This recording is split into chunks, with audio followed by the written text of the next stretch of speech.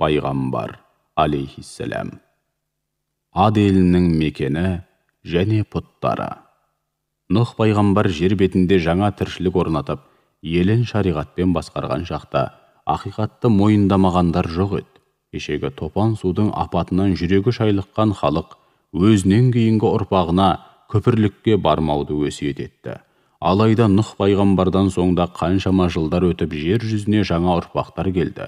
Олар ата-әжелерінен топан су туралы дастанға бағзы заманнан қалған аңыз деп сенбеді. Жылдар жылжып, Нұх пайғамбардың үмбеті көбейді. Осыған орай ұлттар мен тайпаларға бөліне бастады. Солардың бірі Ад деген арғы аталарының есімімен аталып кеткен Ад елі еді. Олар Йемен аймағындағы Хадрамаут қаласының солтүстігін мекендеп, сол жерде жаңа шаһар тұрғызды. Олардың тұрғылықты жері Ахқаф деп аталды. Ахқаф құм төбелер деген мағынаға саяды. Олар биік төбелерге ғимараттар салды. Тіпті бертін келе, әбден байыған олар бір-бірлермен зәулім ғимараттар тұрғызумен жарыса бастады. Һәм олар өзге халықтарға қарағанда сүйекті, ірі денелі болды. Жауырыны қақпақтай, жұдырығы тоқпақтай деген теңеулер дәл соларға арналғандай батыр тұлғалы халық еді. Ахқафтықтар келе-келе әлдерінен асқан шақта бізден күшті кім бар деп өзгелерге мұрнын шүйіре қарайтынды шығарды. Бұған қоса аймақтағы ең бай ел еді. Зәулім сарайлар салуда талайларды жолда қалдырды. Аула ішіне ғажайып бақтар, хауыздар орнатты. Осыншама байлықтың буына мастанған Ад елі бірте-бірте бұзыла бастады. Ар, ұят, ынсап, рахым, шүкіршілік деген қасиеттер жойылды. Байлары кедейлерді қанауды шығарды. Көрші елдерге де тыныштық бермеді. Бұнымен де шектелмей, Нұх елінің пұттарын қайта жасап, соларға табынатынды шығарды. Худтың пайғамбарлығы. Түп шежіресі Нұхтан тарайтын Худ алейхиссалам турашыл, батыл, ақыл парасат секілді игі қасиеттермен әйгіледі. Оған сенімдігісі деп ат қойғандар да кездесті.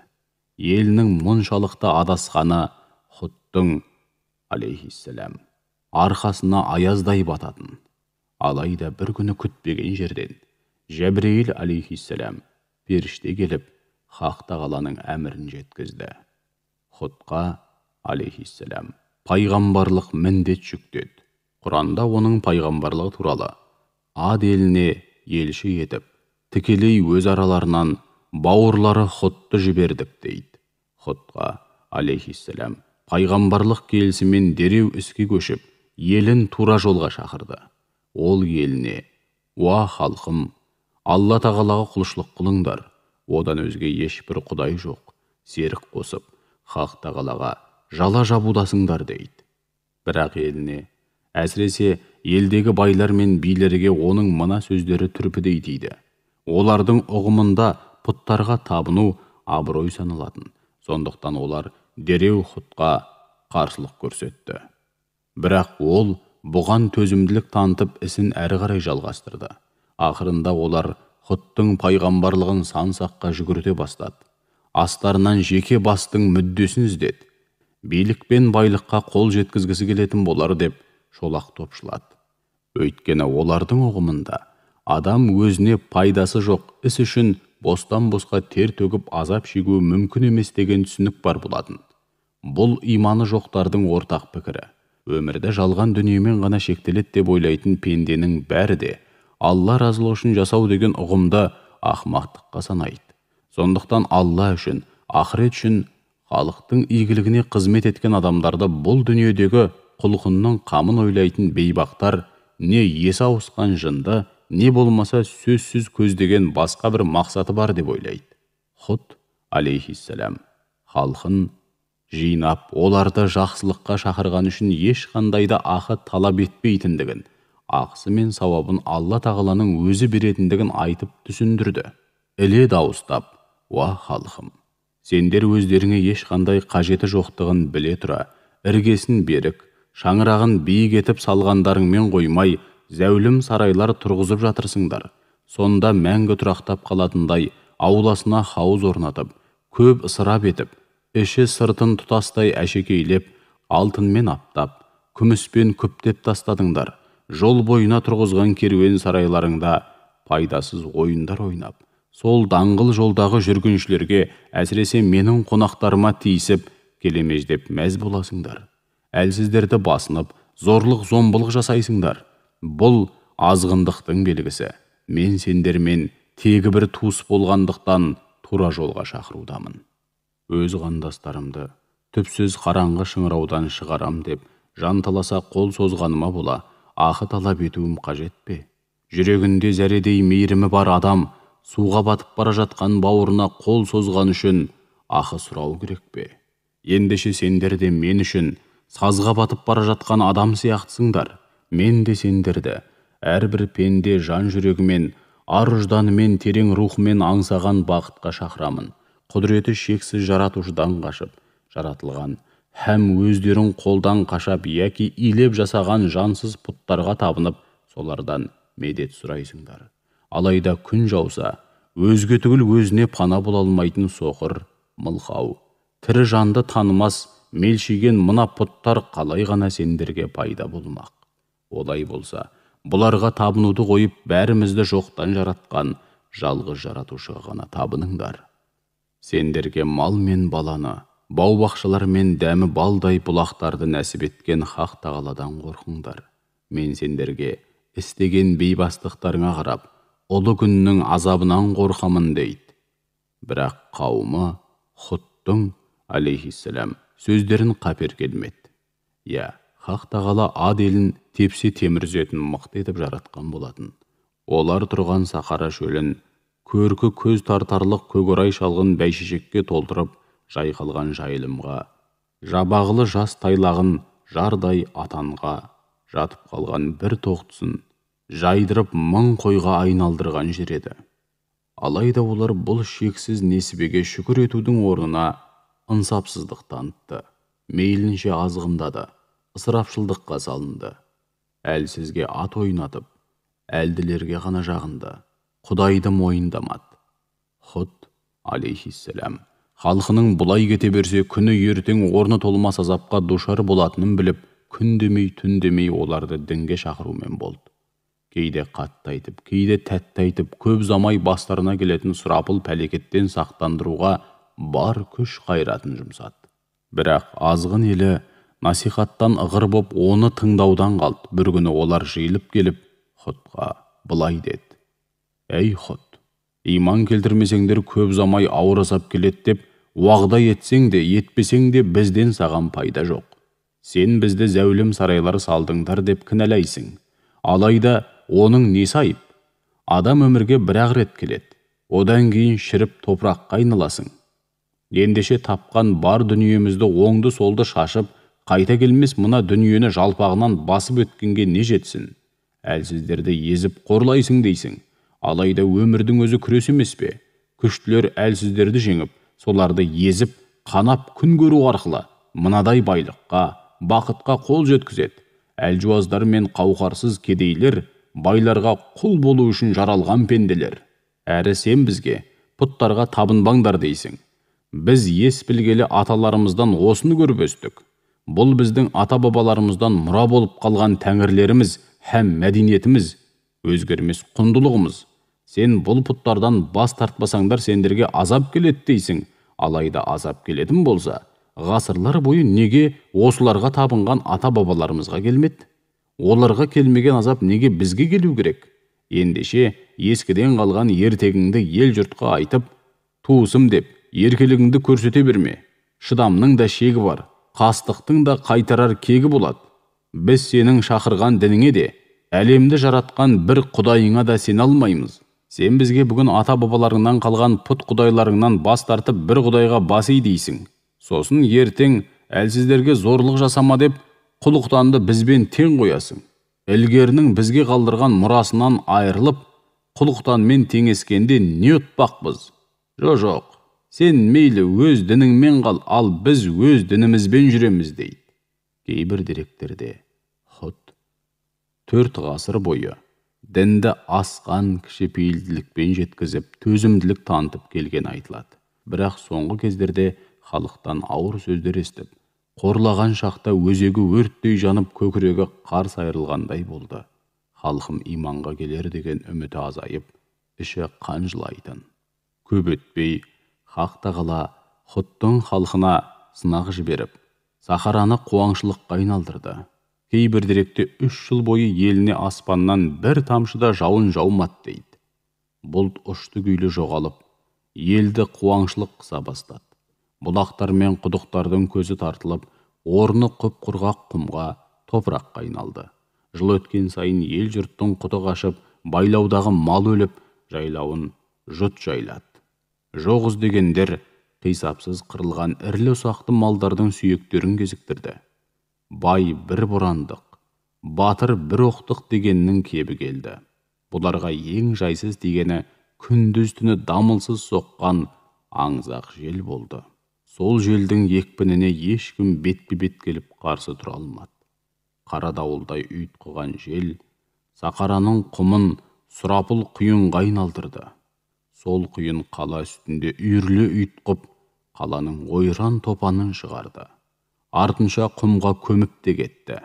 Худ алейхиссалам оларға бұл пәлекеттің ескерту үшін жіберілген залал екендігін айтып, халқын тәубаға келуге шақырды. Ешбір жұмыр басты пенде, құдіреті күшті Құдай Тағалаға қарсы шығуға қауқары жоқтығын осы бір жұтты мысалға келтіру арқылы дәлелдеді. Худ сүресіндегі мына аят осы сөздің шындығы. Уа халқым, Раббыларыңнан кешірім тілеп жалбарыныңдар. Оған бас иіп тағзым етіп тәубаға келіңдер. Сонда Хақ Тағала сендерге көктен жауын жаудырып, күш қуаттарыңды арттыра түседі. Күнәға батып, Құдай Тағаладан бет бұрмаңдар. Бұл насихатта олардың ашу-ызасын қоздырды. Тіпті ел билеушілер өз бастарына келген нәубетті Худтың кесірінен де бұғып, оны өлтірмекке ниеттенді. Ақырында олар халықтың көзінше Худқа шамадан тыс ауыр талаптар қоятын болды. Ол бұл талаптарды орындаудан бас тартқанда арандатушылар халыққа қарап, бұл Худтың суайттығына дәлел деп, оны жәбірлейтін еді. Осылайша апаттан көз аша алмай онсыз да әрең жүрген жұртты одан сайын адастырып, пайғамбарға айдап салды. Олар: «Ей Худ, сен бізге ашық дәлел келтірмедің. Ендеше сенің мына құрғақ сөздеріңе бола саған иман келтіріп, ата-бабаларымыздан қалған пұттардан бас тарта алмаймыз» деді. Осы кезде Худ көптеген мұғжизалар көрсетіп, өзінің Алла Тағаланың елшісі екенін дәлелдеді. Бірақ қалың жұрттың ішінен ешбірі мынауың жалған демеді. Ел билеушілердің халық алдында беделі түсіп, құрған жоспарының быт-шыты шықты. Осыдан соң олар екінші жоспарға көшті. «Ей Худ, біз саған пәлен демейміз. Сен біздің арамызда туып өскендіктен өзіңді жақсы білеміз. Бірақ қанша уақыттан бері ақылға қонбайтын нәрселер айтып елдің басын қатырдың. Шамасы пұттардың киесі сені ұрдау» деп, халық оны есалаңға айналған адамға болады. Осы сәтте Худ пайғамбар қатты ашуланып, орнынан қарғып тұрды да: «Сөзіме құлақ салыңдар. Мен кейінгі ұрпақты сендер сияқты адаспауға үндеймін. Анығында мына мелшиген пұттарың адамға ешқандай пайда тигізбейді. Егер оларда адамды ұратын киемен қасиет болса, қанекей, онда не қарап тұрсыңдар? Сол мүсіндеріңмен қосылып, маған қарсы тұрып, қолдарыңнан келгендеріңді істеңдер, аянбаңдар» деп ащы шындықты дінсіз халықтың бетіне басты. Бұл сөзі де әсер етпеген соң ең ақырғы ескертуін айтты. «Егер сендерге көрсеткен осы тура жолдан бет бұрып, әсте түзелмейтін болсаңдар, онда сендерге не дей алам? Мен сендерге жеткізілуі тиіс барлық жарлықтарды тұтастай жеткіздім.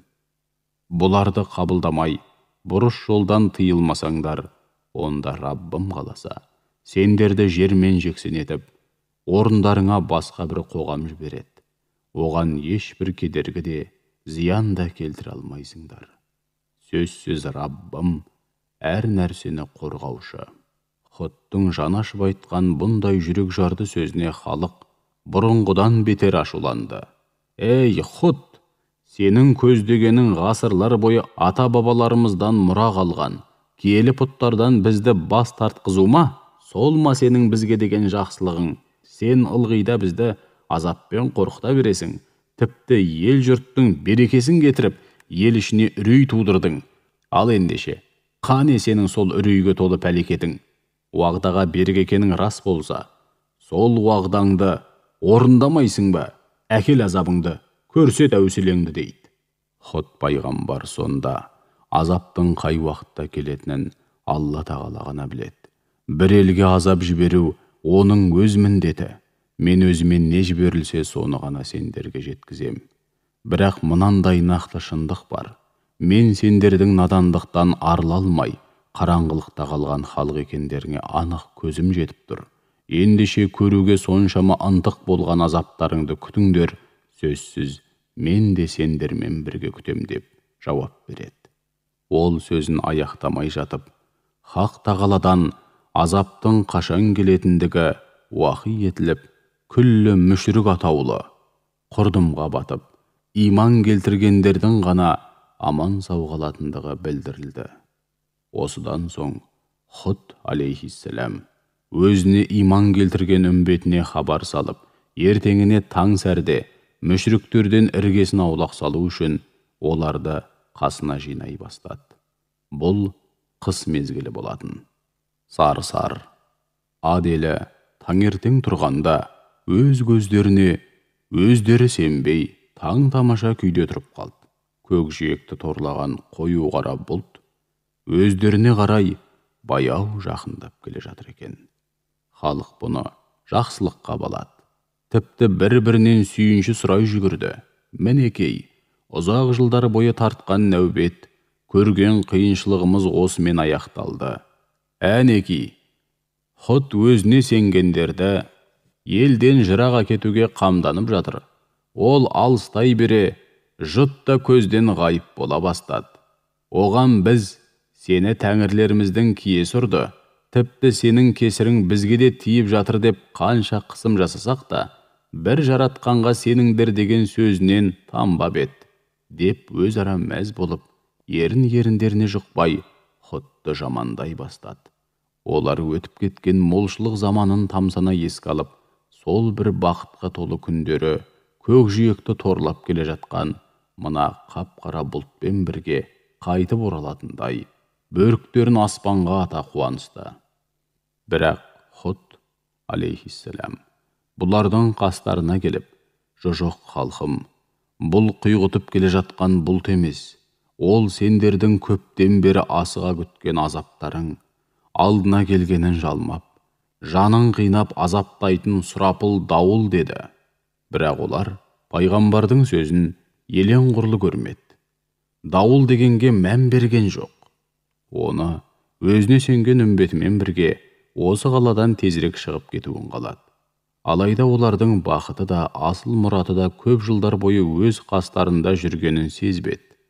Асылында Хут пайғамбар олар үшін Хақ тағала нәсіп еткен теңдесі жоқ нығмет болатын. Егер олар пайғамбардың сөзіне бір ауық құлақ асқанда, Хақ тағаланың рахымы мен ризалығына бөленіп жәннатқа барар еді. Өкінішке қарай бұлай болмады. Өйткені олар күнәға белшеден батқан, неше ғасыр өздерін жақсылыққа шақырған адамға селт етпеген безбүйрек жандар еді. Көп өткен жоқ. Ұзақтан қою қара бұлттай болып көрінген дауыл қала шетіне де келіп жетті.